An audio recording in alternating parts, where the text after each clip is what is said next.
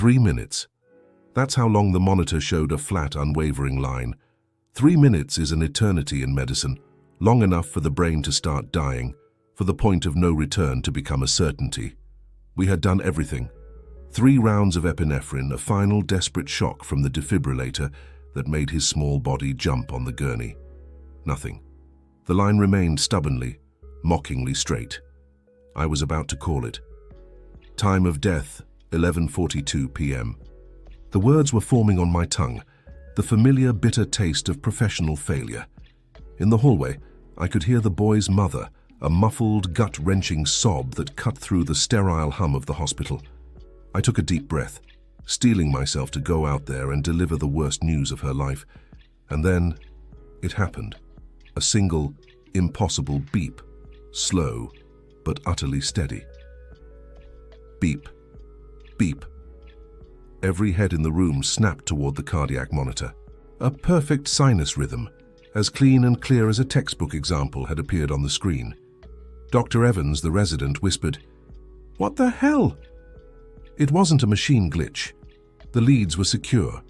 It wasn't a fluke electrical impulse, the kind we sometimes see in a dying heart. This was life, orderly, rhythmic, and completely inexplicable.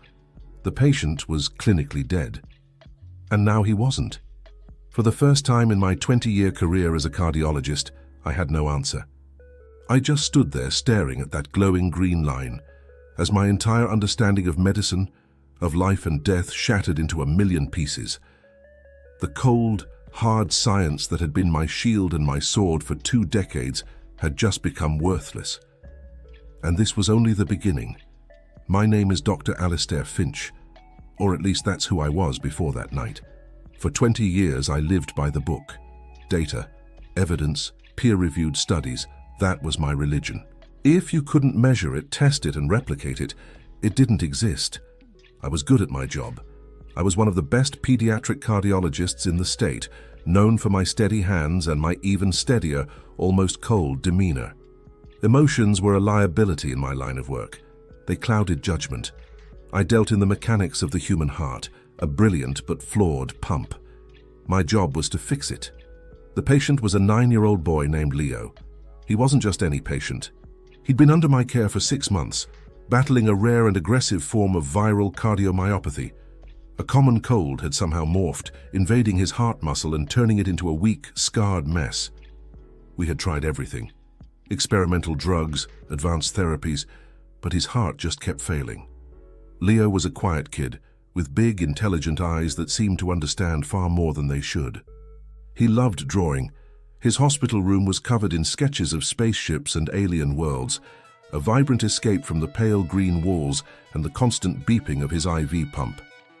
His parents, Sarah and Tom, were good people, worn down by fear, but held together by a fierce, unwavering faith. They prayed in the chapel every day. They spoke about God's plan. I would nod politely, offering them clinical updates and statistical probabilities, my own form of scripture.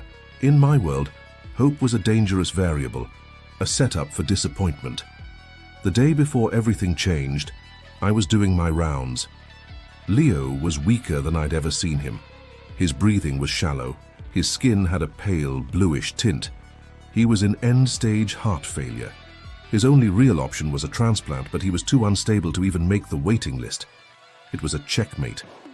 I was explaining the grim reality to his parents, using gentle but firm language, when Leo spoke up, his voice barely a whisper. "The shiny lady was here again last night," he said. Sarah stroked his hair. "Oh, honey, you were just dreaming."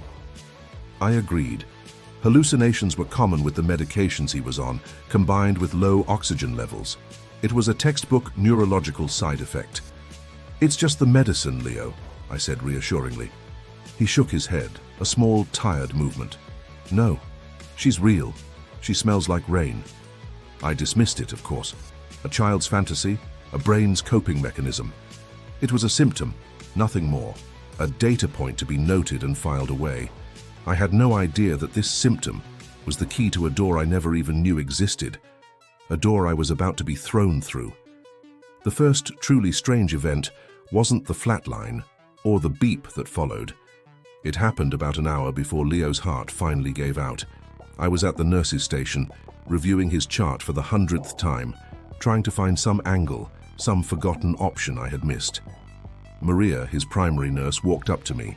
She was a kind, deeply religious woman from the Philippines, someone who saw miracles in everyday recoveries. I respected her work, but I always kept a professional distance from her faith. "Dr. Finch," she said, her voice unusually low. "Something is wrong in that room, not just with Leo." I looked up, annoyed. "What do you mean? His SATs are dropping, I know. We're maxed out on dopamine." "No, not that," she insisted, wringing her hands slightly. "It's cold. The room is freezing, but only around his bed." I sighed. "Maria, the hospital's HVAC is ancient. I'll have maintenance check the vent." "It's not the vent," she said, her eyes wide and serious. "It's a different kind of cold. It feels heavy. When I was checking his IV, the hair on my arm stood up. It felt like walking through a patch of static." I almost laughed. Static? A heavy cold? It sounded like something out of a ghost story, not a cardiology wing. "You're tired, Maria. We all are. It's been a long shift." I walked into Leo's room to check on him myself, fully expecting to find a draft from a window or a malfunctioning thermostat. But she was right. The room itself was a normal temperature. Yet, as I approached his bedside, the air grew noticeably colder. It was a strange, unnatural chill that had nothing to do with the ambient temperature. It clung to my skin, seeped into my lab coat. I checked the vent above his bed. It was barely pushing any air. I held my hand over his blankets, and the cold was palpable, like a pocket of frozen air hovering right there. I told myself it was a pressure differential, a weird airflow pattern. My scientific mind scrambled, building a fortress of logic against the unsettling feeling creeping up my spine. But I couldn't explain it. Not really. Leo was asleep, his breathing ragged. I looked at the drawings taped to the wall. In the corner of one spaceship sketch, there was a new addition, a tall, slender figure drawn in silver crayon, glowing against the black paper of space. The shiny lady. A shiver, completely unrelated to the cold, went through me. I ignored it. It was my job to ignore things I couldn't explain. The situation deteriorated rapidly over the next hour. The alarms on Leo's monitor started screaming, one after the other.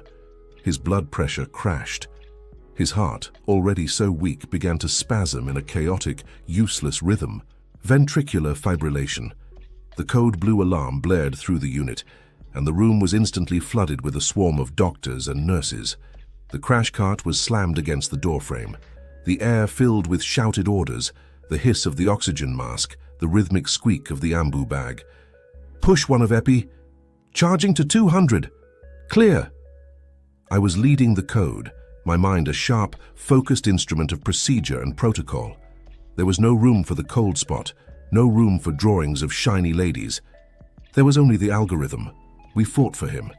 We fought with everything we had, but his heart wouldn't respond. It was too damaged, too tired. After the third shock, the chaotic rhythm collapsed into that final, terrible, straight line, a systole, flat line. We continued CPR for another 10 minutes, a grim, hopeless marathon. But we all knew. I looked at the faces around me, the exhausted, resident, the nurses with tears in their eyes. I looked at the unwavering line on the monitor. It was over. "Stop compressions," I said. My voice was hoarse. The room fell silent. All that was left was the hum of the ventilator and the crushing weight of our failure. I stepped toward the monitor to officially record the time of death. My hand was almost on the button. And that's when it happened. It wasn't just the beep. Just before the beep, something else occurred. Maria, who was standing on the other side of the bed, gasped, a sharp, audible intake of breath. My eyes shot from the monitor to her. She wasn't looking at Leo. She was staring at the space just above him. "Doctor," she whispered, her voice trembling. "Do you see it?" "See what?" I snapped, my patience gone. "The light." I followed her gaze, ready to dismiss her, and then I saw it. It wasn't a bright light. It was a pale, bluish-white luminescence concentrated in a soft cloud about 2 feet above Leo's body. It swirled gently, without a source, without a sound. My first thought was a reflection. The overhead surgical lights hitting a piece of metal, maybe a stray instrument. I moved my head, trying to change the angle, to make the trick of the light disappear. But it didn't. It stayed, hovering, ethereal. The strange, heavy cold I'd felt earlier was back 10 times stronger, radiating from that impossible shimmer. It felt ancient and profound. I felt a jolt of pure, primal fear. My scientific brain was short-circuiting, unable to process the data my own eyes were giving me. This was impossible. It couldn't be happening. And as I stood there, paralyzed by a sight that defied all logic, that's when the first beep echoed in the silent room. Beep. The light pulsed once, softly. Beep. It pulsed again. Then slowly, gracefully, it faded away into nothing, leaving behind only the normal, sterile air of a hospital room and a living boy on the bed. The moments after Leo's heart restarted were a blur of controlled chaos. No one spoke of the light. We were doctors. We had a patient to stabilize. We fell back on our training, our protocols. We checked his vitals, drew blood, ordered an immediate EKG. The team worked with a frantic, focused energy, but underneath it all was a current of unspoken shock. I saw it in their eyes. The resident, Dr. Evans, kept glancing from the monitor to the spot above the bed where the light had been. Maria was silently crying, a look of profound awe on her face. I needed an explanation, a rational one. After Leo was stabilized and moved to the ICU, I stayed behind in the empty room. I checked the overhead lights, looking for any flaw, any flicker that could have caused an optical illusion. I examined every single piece of metallic equipment. I ran diagnostics on the cardiac monitor, thinking maybe a massive electrical surge could have both restarted his heart and created some kind of plasma effect. The machine passed every test perfectly. There was no explanation. My entire world, a world built on the bedrock of cause and effect, was crumbling. Later that night, I found Maria in the break room. She was sitting alone, staring into a cup of tea. "Maria," I started, my voice strained. "What we saw in there..." She looked up at me, her eyes clear. "It was an angel, doctor. I have seen it once before, many years ago when my grandmother passed. It is the light of God." I wanted to argue. I wanted to talk about mass hysteria, stress-induced hallucinations, tricks of the light. But the words wouldn't come because it wasn't just her. I had seen it too, and more than that, I had felt it. That profound, inexplicable cold. That sense of a presence that was not of this world. "There has to be a scientific reason," I insisted, more to convince myself than her. "A delayed reaction to the epinephrine, a spontaneous cardiac depolarization. It's rare, but it's been documented. They call it the Lazarus phenomenon." "Does the Lazarus phenomenon come with a light, doctor?" she asked softly. "Does it make you feel like you are standing in a holy place?" I had no answer. I spent the rest of the night in my office, buried in medical journals, searching for answers. I read every case study on the Lazarus phenomenon, a handful of documented cases where patients spontaneously revived after CPR was stopped, but none of them fit. Those cases happened within seconds or a minute, attributed to pressure buildup in the chest or delayed drug effects. Leo was gone for over 3 minutes, and none of the journals, not a single one, mentioned a cold blue light or a shared visual phenomenon among the medical staff. Science was failing me. Faith was offering an answer, but it was an answer my mind was not built to accept. I felt like I was losing my grip, caught between the impossible and the unprovable. 2 days later, Leo woke up. His recovery was already baffling the entire ICU staff. His vitals were stable. His kidney function was returning to normal. It was a remarkable turnaround, but still within the realm of possibility. The awakening, however, was not. I was in the room with his mother, Sarah, when his eyes fluttered open. Her gasp of joy was a sound of pure relief. I began the standard neurological checks. "Leo, can you hear me? Do you know where you are?" He blinked slowly, his eyes adjusting to the light. He looked weak, but lucid. "In the hospital," he whispered. "That's right," I said gently. You've been very sick." He turned his head slightly to look at me. His eyes were clear and held a strange sort of calm. "The shiny lady said I would be okay," he said, his voice raspy. "She said it wasn't my time yet." But then Leo looked directly at me. "She told me something about you, Dr. Finch." I froze. A cold dread, completely different from the chill in the room that night, washed over me. "What did she tell you, Leo?" He paused, as if trying to remember the exact words. "She said you shouldn't be sad about the silver bird anymore. She said your Anna is okay, and she loves the songs you still play for her." Time stopped. The sounds of the ICU, the beeping and whirring, faded into a distant hum. Anna was my wife. She had died in a car crash 7 years ago. The silver bird was a small, sterling silver locket in the shape of a swallow that I carried in my pocket every single day. I had given it to her on our first anniversary. No one knew about it. Not my colleagues, not my friends. It was my private, secret piece of grief. And the songs. After she died, I couldn't bear the silence in our house. I started playing her favorite classical music on the old piano in our living room every night. It was a ritual no one else knew about. It was impossible. There was no way this boy could know these things. It wasn't a lucky guess. It was a direct, surgical strike into the most protected part of my soul. I couldn't breathe.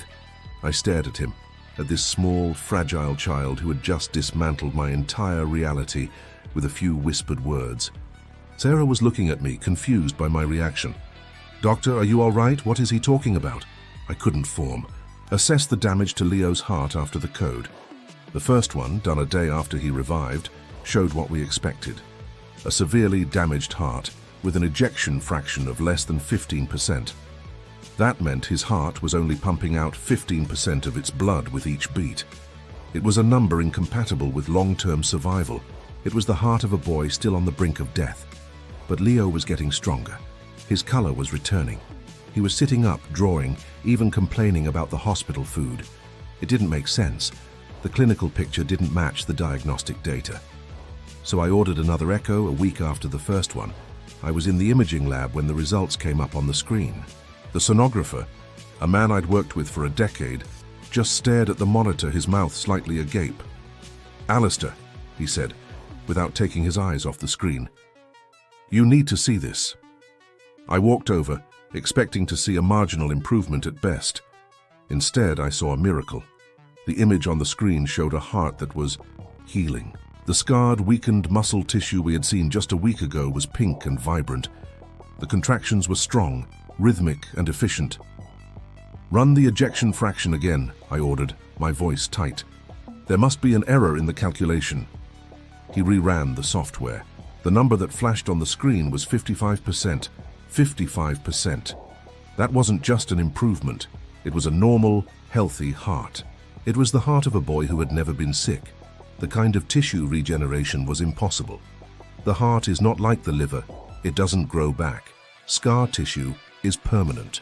Or at least, it was supposed to be. We compared the new scan with the one from a week ago. They could have been from two different people.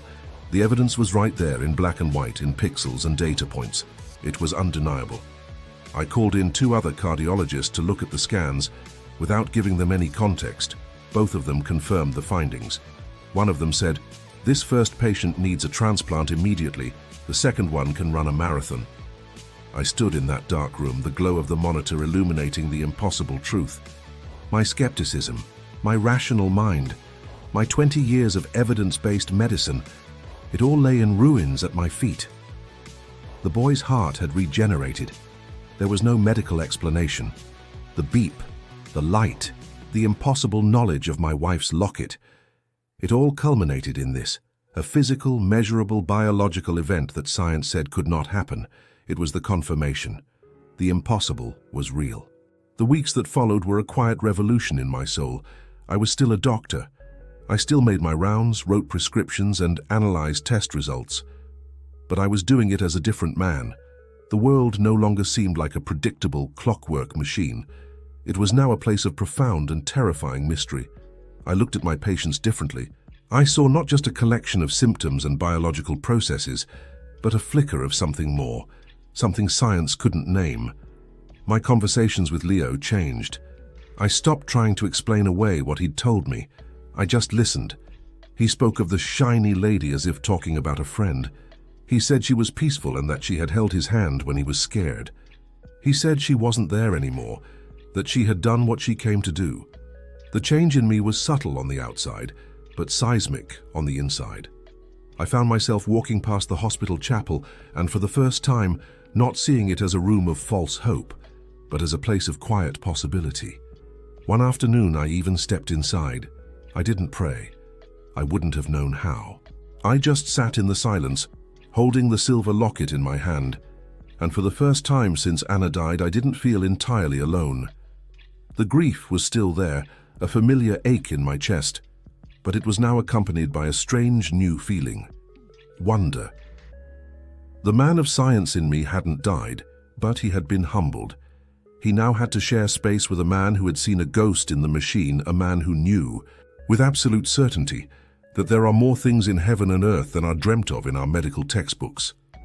My rigid certainty had been replaced by a powerful and in some ways more comforting uncertainty. I had no answers, but I was finally learning how to live with the questions. Leo was discharged from the hospital a month after he had flatlined on my table. He walked out holding his parents' hands, carrying a new sketchbook. He looked like any other healthy, happy 9-year-old boy. The only evidence of his ordeal was a small, fading scar on his chest. Before he left, he ran up and gave me a hug. Tucked into my lab coat pocket was a folded piece of paper. I waited until I was alone in my office that night to open it. It was a drawing. It depicted a smiling boy with a bright red, perfectly shaped heart in his chest. Standing behind him was a tall, glowing figure made of silver and blue light. And in the corner, a man in a doctor's coat was playing a piano, a tiny silver bird flying out of his pocket towards the sky. I still work at the same hospital. I still treat sick children. I still rely on science and data to do my job. But I no longer believe they hold all the answers. Sometimes, late at night when the ward is quiet, I find myself looking into the empty spaces of the rooms, wondering what else is there, unseen. I don't have a name for what happened to Leo. I can't file it under any medical diagnosis. It exists outside the boundaries of my knowledge. Was it a 1 in a billion medical anomaly? A spontaneous regeneration that science has yet to understand? Or was it something else? A moment where faith breached the walls of my sterile scientific world. I may never know for sure, but I carry the memory of that cold blue light and the impossible knowledge of a 9-year-old boy with me every single day. It changed me. It broke me, and then rebuilt me into someone who understands that the most important thing isn't always having the right answer, but being humble enough to ask the right questions. And now I ask you, what do you believe really happened in that room? Was it a medical miracle or a glitch in our understanding of reality? Let me know in the comments below.